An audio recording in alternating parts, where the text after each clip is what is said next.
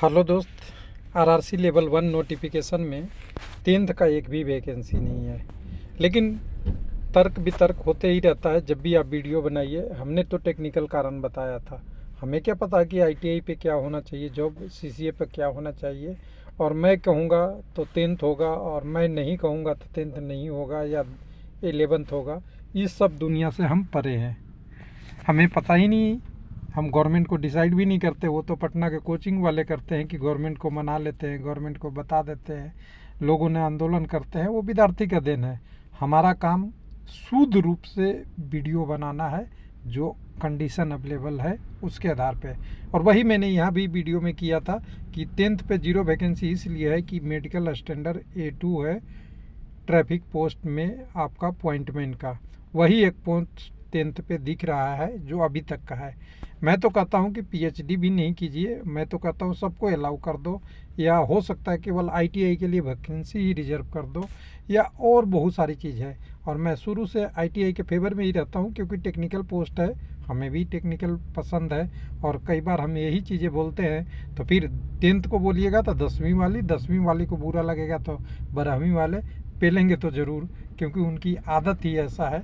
तो वो वही एक दिखा रहे हैं थोड़ा सा समस्या। पेलने का मतलब है ज्ञान पेलना, ज्ञान पेल रहे हैं यहाँ भी लोग, थोड़ा सा समझिएगा। तो कट ऑफ बताइए, यहाँ से देखिए भाई साहब बता रहे हैं कि रेलवे में एक्सीडेंट होने का मेन कारण ही नॉन टेक्निकल लोग हैं। अच्छा लगा, कम से कम बोलने का तरीका तो अच्छा है। लेकिन दूसरा कमेंट में ही जैसे ही मैं गया, बोला तुमको प्रॉब्लम क्या है आईटीआई से। अरे दोस्त, हम क्यों आईटीआई बनाएंगे?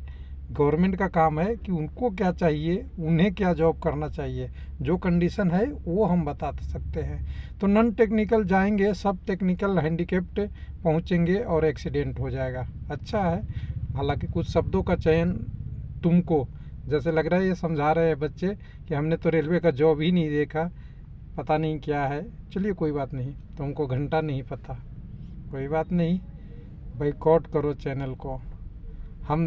हमारा साथी वहाँ लगा हुआ है, वो बता देता है कि कोई टेक्निकल काम नहीं है। तो ये तो कौन होंगे? 10वीं वाले होंगे।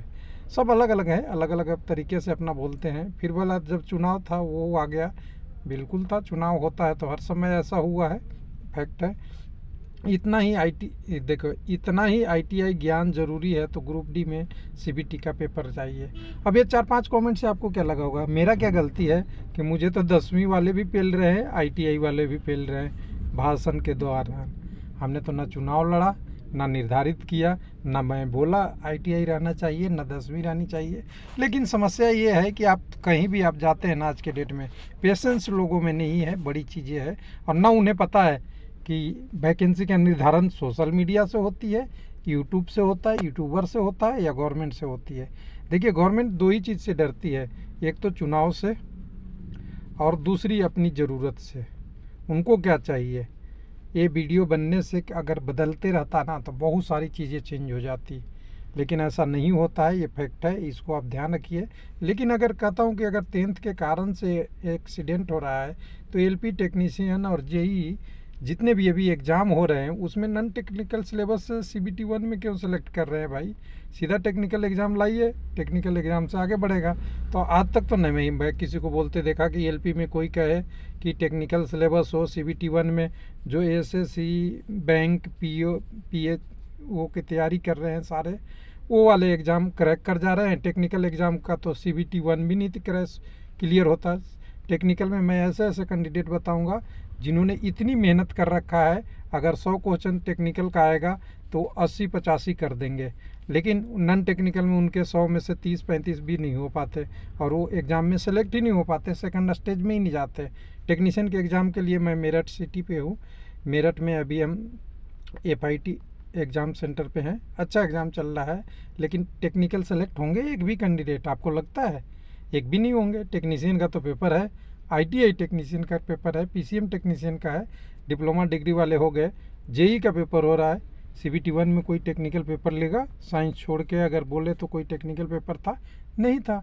तो सिंपल सी बात है कि सारे में नॉन टेक्निकल पेपर हो रहे हैं, तो सेलेक्ट भी नॉन टेक्निकल कैंडिडेट ही होंगे, ये फैक्ट है। और चाहे वैकेंसी एलपी की हो, टेक्नीशियन की हो, जेई की हो। अब बात आती है कि एलपी में डिप्लोमा आईटीआई बीटेक रख रखा है, टेक्नीशियन में आईटीआई रख रखा है, जेई में भी आईटीआई रख रखा है। तो ये सब रखने के लिए देखिए क्वालिफिकेशन दो प्रकार के होते हैं। एक तो लोगों ने अर्न किया है, अर्न मतलब समझते हैं ना, केवल स्टडी किया नहीं, केवल डिग्री ले लिए। और दूसरा एक होता है मेहनत करके लिया, और जो मेहनत करके लिए हैं उनका नंबर ही नहीं इतना आएगा कि CBT 1 क्लियर हो जाएगा या एग्ज़ाम क्लियर हो जाएगा। तो कुल मिला के अगर कहें ना, तो आपके पास एक ही ऑप्शन है, या तो रेलवे के सुनते रहिए या अपनी डिमांड अपने तरीके से रखिए। यूट्यूबर को बोलने से ना आपको कुछ नहीं मिलने वाला है, क्योंकि आपको यूट्यूबर वही धारा में चलता है जो टेक्निकली सही होता है। और मैं हमेशा ट्रैप हो जाता हूँ, क्योंकि मैं हमेशा सही चीज़ बोलने की कोशिश करता हूँ। अगर मैं एग्ज़ाम आपको याद दिला दे कि ITI NEC के पेपर में मैंने कम से कम 100 वीडियो बनाया होगा।